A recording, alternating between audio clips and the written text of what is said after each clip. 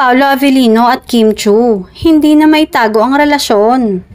Hindi na nga raw maitago ang kaswitan nina Paolo at Kim sa set ng kanilang bagong serye. Napapansin na raw sa set ng What's Wrong with Secretary Kim na sobrang malapit na sa isa't isa sina Kim at Paolo.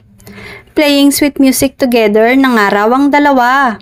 At kahit tapos na ang taping ay magkasama pa rin sila. Baka ito na ang hudyat.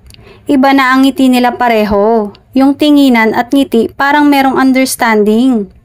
Posible naman na ito na magkatuluyan sina Kim at Paolo.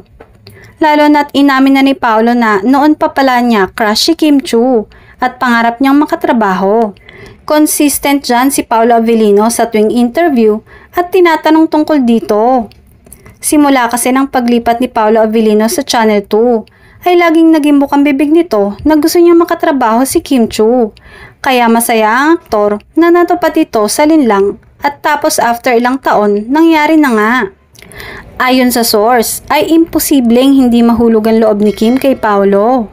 Lalo na pareha silang single ng aktor.